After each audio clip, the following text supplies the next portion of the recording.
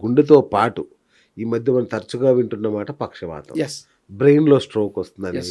పక్షవాతం వస్తుంది. అది 35 ఇయర్స్, 40 ఇయర్స్‌కే. ఇదెందుకు? దీని ప్రాబ్లమ్ ఏంటి? ఇప్పుడు మనం అనుకున్నాం కదా, రక్తం చిక్కగా అయినందువల్ల గుండెకు ఒత్తిడైపోయి హార్ట్ అటాక్లు వస్తుందని చెప్పాము. ఆ! గుండెకి సంబంధించిన ఇబ్బంది లేకుండా ఉండి, అంటే ఇక్కడ హార్ట్కు సంబంధించినటువంటి ఆపరేషన్ జరిగి ఉన్నట్టు కేసులలో, స్టంట్ వేసున్న కేసులలో ఎక్కువ పక్షవాతం వచ్చే అవకాశం ఉంది. ఓకే. వాళ్ళకి అడ్వాన్స్, ఆ! వాళ్ళకి ఎక్కువ వస్తుంది. ఇంకొకటి సార్, బీపీ హై ఉంటే క్లాట్స్ ఏర్పడి పక్షవాతం వస్తుంది. ఆ! బీపీ లో ఉన్నా కానీ వస్తుంది. ఆ! లో ఉన్నా కానీ బ్రెయిన్లో రక్తం సరఫరా తగ్గి పక్షవాతం వస్తుంది. దేవుడా! ఇంతకుముందు చెప్పాము, ఎవరైతే షుగర్ లెవెల్స్ ఎక్కువ ఇన్సులిన్ తీసుకున్న కేసులు, అవును. బీపీకి ఎక్కువ మెడిసిన్ వేసుకునే కేసులు, ఇవి రెండు ఉండి, అంటే షుగరు బీపీ రెండు ఉండి ఆల్కహాల్ తీసుకునే కేసులు చాలా జాగ్రత్తగా ఉండాలి. అచ్చా! వాళ్ళకి సివియర్ కొడుతుంది, చాలా ఎక్కువ కొడుతుంది, ఆ! కోలుకోలేరు. ఆహారపు అలవాట్లు ఎలా ఉండాలి గురుగారు ఈ పక్షవాతం రాకుండా? రాకుండా అంటే ఖచ్చితంగా ఫైబర్ ఫుడ్ తినాలి, మన ఫుడ్ తినాలి. ఆ! మన ఫుడ్ అని ఇంట్లో వండిన ఫుడ్. ఇంట్లో వండేదని కాదు, ఏవైతే తృణధాన్యాలు చెప్పాం కదా, అచ్చా! అచ్చా! అవి ఖచ్చితంగా తీసుకోవాలి. ఓకే. ఖచ్చితంగా తీసుకుంటే ఆ! అంటే మీరు మన తెలంగాణ మొత్తం మీద కొన్ని జిల్లాలలో ఎక్కడైతే ఆ! అంటే మందు తాగు కూడా వస్తుంది, ఆ! ఆహారంలో మంచి ఆహారం తీసుకున్న కేసులు తక్కువ వస్తాయి. ఇప్పుడు హైదరాబాద్ మహాపట్టణంలో వచ్చే కేసులు వరంగల్లో రావు కదా, రావు. అట్లా వాళ్ళు తినే ఫుడ్ కొంచెం తేడా ఉంటుంది. ఓకే. అట్లా కరీంనగర్ పోతే ఇంకా తక్కువ శాతం, ఇంకా తక్కువ శాతం. ఆదిలాబాద్ ఇంకా తక్కువ. ఓకే. కాబట్టి ఇక్కడ తినే ఫుడ్ మనం రెస్ట్ ఇవ్వకుండా ఉండడము, ఆ! ఎక్కువ మెడిసిన్స్ తీసుకోవడం కూడా, ఓకే. శరీరానికి సంబంధించి రకరకాల మెడిసిన్స్ తీసుకుంటారు కదా, ఆ! వాళ్ళకు కూడా ఎక్కువ ప్రమాదం. ఇప్పుడు ఈ పక్షవాతం రాకుండా ఉండాలంటే ఆయుర్వేదంలో ఎలాంటి చికిత్స తీసుకోవాలి? పంచకర్మ చికిత్సలు అంటూ ఏమన్నా ఉంటాయా? ఏంటి అసలు? పంచకర్మ చికిత్సలు అనేది స్ట్రెస్ లెవెల్ తగ్గించడానికి, శరీరం రక్త ప్రసరణ జరిగేదానికి, రక్త శుద్ధి జరిగేదానికి ఉపయోగపడుతుంది. ఓకే.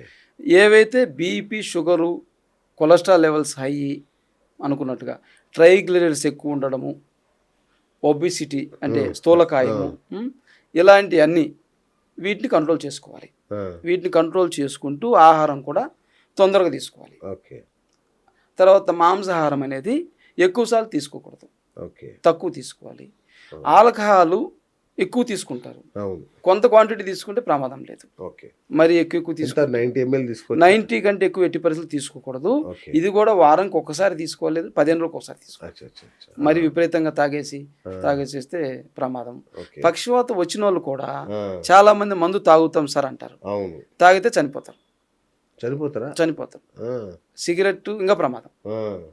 వాళ్ళు నయం కారు. ఓకే. అయితే పక్షవాతం గురించి మనం మాట్లాడుకుంటున్నప్పుడు హ్మ్. ఎంత తొందరగా బాగా అవుతుంది ఆ! అనే క్వశ్చన్ వస్తే సార్, 20 రోజుల లోపల ఎవరైనా పక్షవాతం వచ్చి సంప్రదిస్తే 100% బాగా చేస్తారు, అవునా? బాగా అవుతుంది. వావ్! కానీ టైం అయ్యే కొంది 2 నెలలు 3 నెలలు అయితే కాదు. ఇంకా ఆ! ముఖ్యంగా చేతులు రావు, అవునా? కుంటి చెయ్యి ఉంటుంది. మీరు చూసిన కేసులు అంటెల్లో ఎవరికో ఒకరు చెయ్యి వస్తుంది, మిగతా చెయ్యి రానే రాదు. ఆ! అయితే అలోపతి డాక్టర్ల దగ్గరికి, అంటే కార్పొరేట్ హాస్పిటల్కి వెళ్ళినప్పుడు ఆ! ఎక్కువ రోజులు ఉంచుతారు ట్రీట్మెంట్కి. ఓకే. ఇక్కడ ఒక విషయం ఏంటంటే, ఉస్మానియా గాంధీలోకి పోయినటువంటి వాళ్ళని తొందరగా బయటికి పంపిస్తారు, ఆ! వాళ్ళు వచ్చి ఇట్లాంటి వైద్యాలు చేసుకొని బాగుపడిపోతారు. ఓకే. డబ్బుండి ఉన్నటువంటి వాళ్ళు కిడ్నీ కేసులలో కానీ, పక్షవాతం కేసులలో కానీ బాగుపడరు సార్. ఆ! కారణం ఏంటంటే వాళ్ళు ఎక్కువ రోజులు హాస్పిటల్ ఉంచుతారు. అచ్చా! అచ్చా! ఈ మధ్య కాలంలో 6.5 క్రియాటినైన్ కేసు వచ్చింది నాకు. ఆ! 2.1కి తీసుకొచ్చా. బా! 1 month 1.5 month పట్టింది. వాళ్ళ పరిస్థితి ఏంటంటే మధ్యతరగతి వాళ్ళు కాబట్టి, డబ్బుండి విజయవాడ హాస్పిటల్, తెనాల్లో జరిగింది ఈ ఇష్యూ. ఓకే. డబ్బుండి విజయవాడ హాస్పిటల్కి పోతే వాళ్ళు డయాలసిస్ చేసి పర్మనెంట్గా ఇబ్బంది అయితే చేసేవాళ్ళు. బా! మరి 6.5 తగ్గిపోయింది కదా. ఆ! డబ్బున్నోడికి 6.5 కాదు కదా, 3 ఉన్నా కానీ బయాస్. ఆ! ఇంట్లో వాళ్ళు ఒప్పుకోరు కదా. అవును. మనకు డబ్బు ఉంది అంటే, ఇక్కడ ఒక విషయం ఏంటంటే, అన్నిటికీ అలోపతిలో ఉండదు, ఆయుర్వేదంలో ఉండదు, హోమియోలో ఉండదు, కొన్నిటిల్లో ఉంటుందని తెలుసుకోవాలి. కరెక్ట్. ఏది తక్కువ ఏది ఎక్కువ మనం అనట్లేదు ఇక్కడ. అదే కదా. ఇప్పుడు యాక్సిడెంట్ అయింది, ఖచ్చితంగా అలోపతిలోకి పోవాలి, కుట్లు వేయించుకోవాలి. అవును. ఓకే. ఆక్సిజన్ తగ్గిపోతుంది సార్, వదిలేయం కదా, అవును. హాస్పిటల్ తీసి ఆక్సిజన్ పెట్టాలి, అవును. పెట్టి వైద్యం చేయాలి. నిన్న జరిగింది 82 సంవత్సరాల కేసు. ఆ. దగ్గర బంధువులు ప్రకాశం జిల్లాలో ఫోన్ వచ్చింది, కళ్ళు తేలేశాడు, యూరిన్ ఆగిపోయిందని చెప్పారు. ఎవరికైనా యూరిన్ ఆగిపోతే సిమ్టమ్ చనిపోతారని, ఓహో. ఒక ఆర్గాన్ పోద్ది అన్నట్టు. నేను చెప్పాను ఈయన చనిపోయేదానికి అవకాశం ఎక్కువ ఉంది, అయినా కానీ 108 పిలిపించేసి ఆక్సిజన్ పెట్టిపియండి, హాస్పిటల్ తీసుకెళ్ళి గ్యాస్ట్రిక్ ఇంజెక్షన్ ఇస్తారు ఒకటి, ఆ. ఇచ్చిన తర్వాత అది ఇస్తే ఓకే అయితే బతుకుతాడు, లేకుంటే మనం ఏం చేసేది. అది ఇచ్చిన తర్వాత బాగా అయ్యాడు, ఆ. కళ్ళు తెరిచాడు, ఆ. ఇంటికి తీసుకొచ్చారు. ఇప్పుడు మనం వైద్యం చేసుకుంటున్నాం. ఓ. అట్లా ప్రతిదీ దానికి ప్రాధాన్యత ఇవ్వాలి, రైట్ దేన్ని తక్కువ చేయకూడదు. రైట్. ఆయుర్వేదమే పనిచేస్తుంది, ఇంగ్లీష్ వైద్యాన్ని మనం వద్దు అట్లా అనొద్దు. మరి ఆక్సిజన్ ఒకదాన్ని ఒకటి కోఆర్డినేట్ కోఆర్డినేట్ చేసుకోవాలి. ఇక్కడ ఏంటంటే ఇంటిగ్రేటెడ్ మెడిసిన్ అయితే ఇంకా సూపర్. సూపర్. వాళ్ళు కలిసి చేస్తే ప్రణాళిక చాలా అద్భుతాలు చేయొచ్చు. Very good. క్రియేటినైన్ కూడా ఇంగ్లీష్ వైద్యంలో తగ్గదు, ఆయుర్వేదంలో సూపర్ ఉన్నాయి వైద్యాలు, ఎక్సలెంట్. నేను 6.5 చేస్తానంటే అర్థం చేసుకోండి, కానీ ఇమ్మీడియట్లీ రావాలి.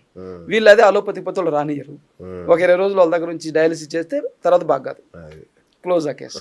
అట్లాగే గుండె మెదడు ఆరోగ్యాన్ని కాపాడుకోవాలి అంటే ఆయుర్వేదంలో ప్రతిరోజు పాటించదగ్గ జాగ్రత్తలు ఏంటి?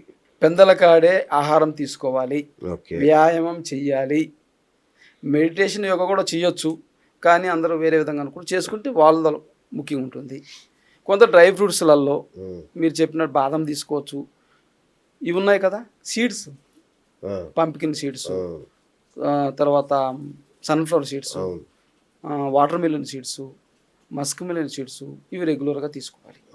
దాంట్లో జింకు, మెగ్నీషియం ఇలాంటివన్నీ కూడా రక్తం నాళాలలో రక్తాన్ని బాగా మెరుగుపరుస్తాయి కాబట్టి అవి రెగ్యులర్గా తీసుకోవాలి.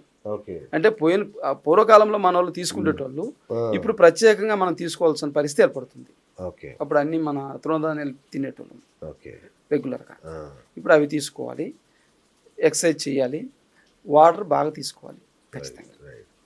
అయితే రక్తం చిక్కగా ఉన్నటువంటి వాళ్ళు ఖచ్చితంగా రాత్రిపూట వేడి నీళ్ళు తీసుకోవాలి, పొద్దున్నే కూడా వేడి నీళ్ళు తీసుకోవాలి, కూల్ వాటర్ ఎట్టి పరిస్థితులు తీసుకోవాలి. ఇలాంటి సిమ్టమ్స్ వచ్చిన వాళ్ళు, పక్షవాత సిమ్టమ్స్ ఉన్నా అంటే చెయ్యి గుంజడము, కాలు గుంజడము, ఛాతి వైపు నొప్పి, గుండెకి సంబంధించిన కానీ వీళ్ళు వేడి నీళ్ళు తాగితే ప్రమాదం తక్కువ అవుతుంది, సేవ్ అవుతారు. వేడి నీళ్ళు చాలా అవసరం ఈ కేసులో. వాళ్ళు కూల్ వాటర్ తీసుకుంటే ప్రమాదం ఎక్కువ జరుగుతుంది. Hi friends, thank you for watching this video. ఈ వీడియో కనుక మీకు నచ్చినట్లయితే దయచేసి లైక్ చేయండి, షేర్ చేయండి. ముఖ్యంగా మా ఛానల్ 24/7 న్యూస్ టీవీని సబ్స్క్రైబ్ చేసుకోండి. ఆ తర్వాత మీ విలువైన అభిప్రాయాల్ని, మార్పులు, చేర్పులు, కావాల్సిన వీడియో ఏమన్నా ఉంటే మన వీడియో కింద కామెంట్ సెక్షన్లో కామెంట్ రూపంలో తెలియజేయండి. నమస్కారం, సాయిదంచిక మాట్లాడుతున్నాను. ప్లీజ్ సబ్స్క్రైబ్, షేర్, లైక్ చేయండి 24/7 టీవీ ఛానల్. హాయ్ నమస్తే, నేను మీ Sonia Akula. Please subscribe to 24/7 news TV. Hi అండి, అందరికీ నమస్తే. నేను Mankota Prasad. Please do subscribe 24/7 news TV. Political, entertainment and infotainment updates కోసం like, share, subscribe 24/7 news TV.